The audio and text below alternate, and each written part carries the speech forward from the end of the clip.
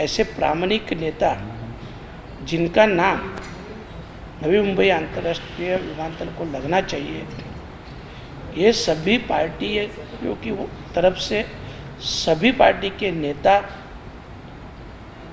सभी स्थानिक भूमिपुत्र और खास करके महाराष्ट्र गवर्नमेंट ने भी, आपकी जानकारी के लिए बताता हूँ, 2022 में खुद तत्कालीन मुख्यमंत्री उद्धव जी ठाकरे साहब ने भी इस विमानतल को स्वर्गीय दिबा पाटिल साहब का नाम देना चाहिए ऐसा ठराव सेंट्रल गवर्नमेंट को भेजा था।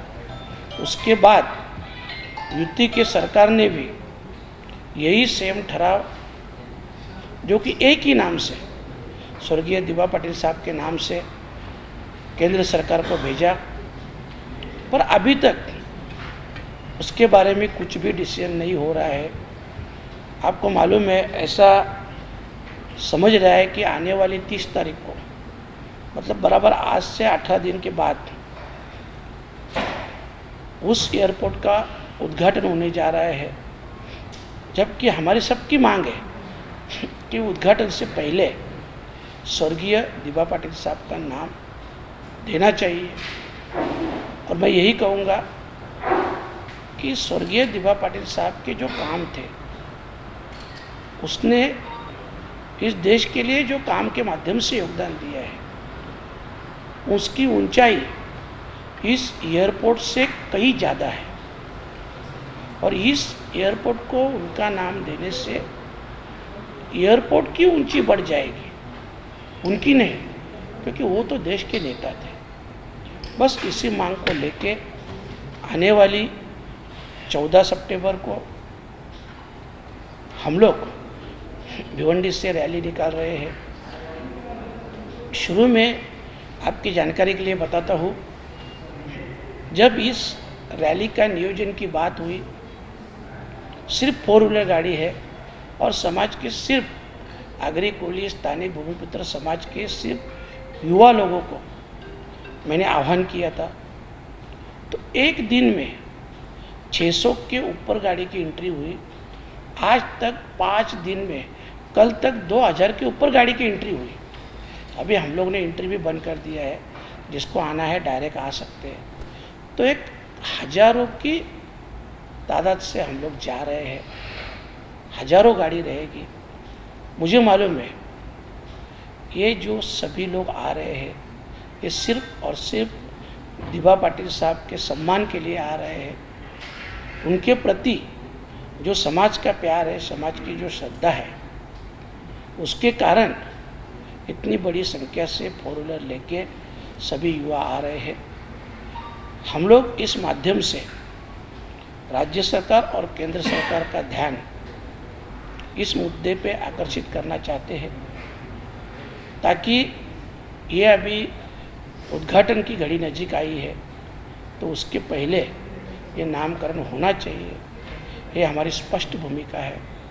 और अगर उसके पहले ये नामकरण नहीं होगा तो इससे भी बड़ा आंदोलन, क्योंकि ये तो एक ट्रेलर है, कुछ ही दिनों में आह्वान करने के बाद हज़ारों गाड़ी अगर समर्थन में आ रही है, तो इसका मतलब लोगों में जागृति हुई है।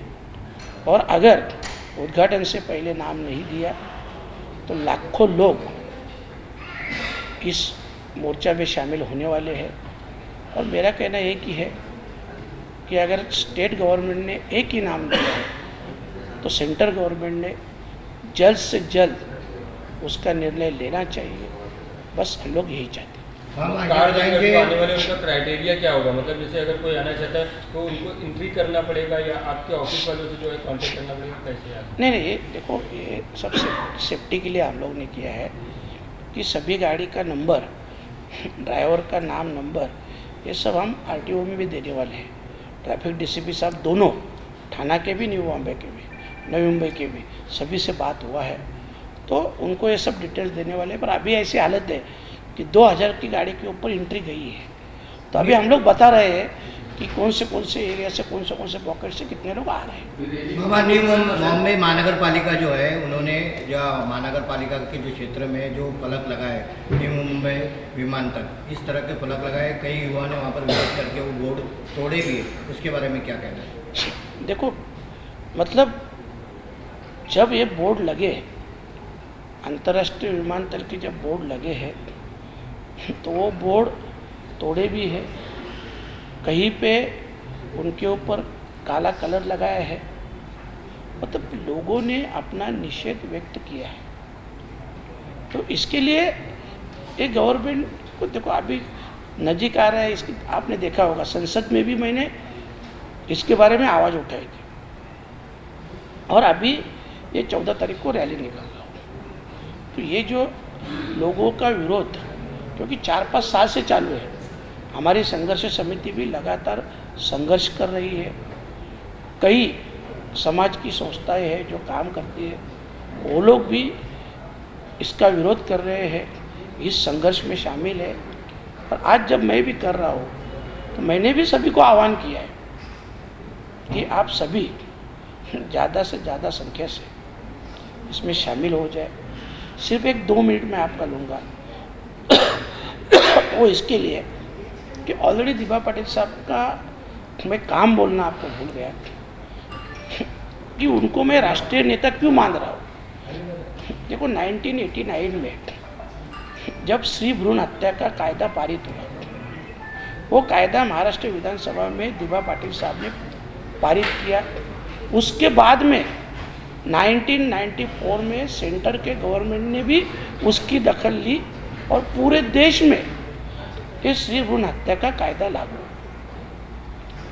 जो फार्मर लोग का था, जगह के बदले में जगह, पहले आप देखते थे सेंटर का हो या स्टेट का हो, जो भी प्रोजेक्ट निकलता था उसमें से कुछ छोटी मोटी अमाउंट दे के फार्मर को खुश किया जाता था, चुप करते थे और प्रोजेक्ट करते थे।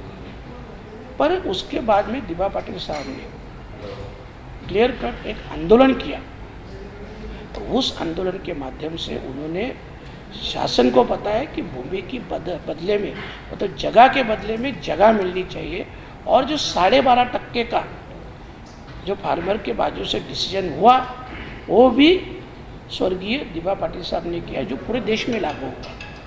जो कुल कायदा आपको मालूम है, कुल कायदा तो 1948 में पारित हुआ था, मतलब मंजूर हुआ था, जिसकी दखल खुद डॉक्टर बाबा साहेब आम्बेडकर ने ली थी। तो उसके बाद में 1957 से लेकर 1965 तक दिभा पाटिल साहब खुद MLA थे, उन्होंने इसका फॉलोअप लिया, और ये जो कायदा था ये GR सहित पारित किया महाराष्ट्र में। इसके बाद में वो पूरे देश में लागू। और इससे और एक बात बताता हूँ कि जब मंडल आयोग की सिफारिश लागू करना था पूरे महाराष्ट्र में, तब OBC का उसी समय 1984 में OBC का महाराष्ट्र का नेतृत्व दिभा पाटिल साहब कर रहे थे।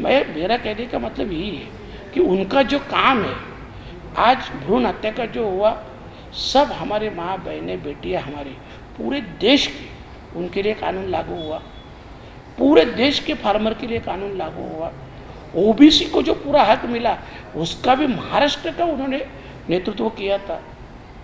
ये सब उनके काम देखेंगे, पूरे देश लेवल के काम, और इसके लिए हम बोलते हैं कि इस विमानतल को, उनका एयरपोर्ट को नाम मिलना चाहिए, जिससे एयरपोर्ट की ऊंची बढ़ जाएगी।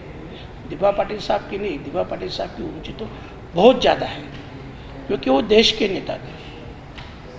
महाराष्ट्र राज्य सरकार नाम की घोषणा करने के लिए इतना विलंब कर रही है, क्या आपको क्या लगता है, क्यों कर रही है, क्या वजह नहीं, महाराष्ट्र सरकार विलंब नहीं कर रही है। महाराष्ट्र सरकार ने वो ठराव सिर्फ एक ही नाम का, दिभा पाटिल साहब के नाम का ठराव सम्मत करके सेंट्रल में भेजा है।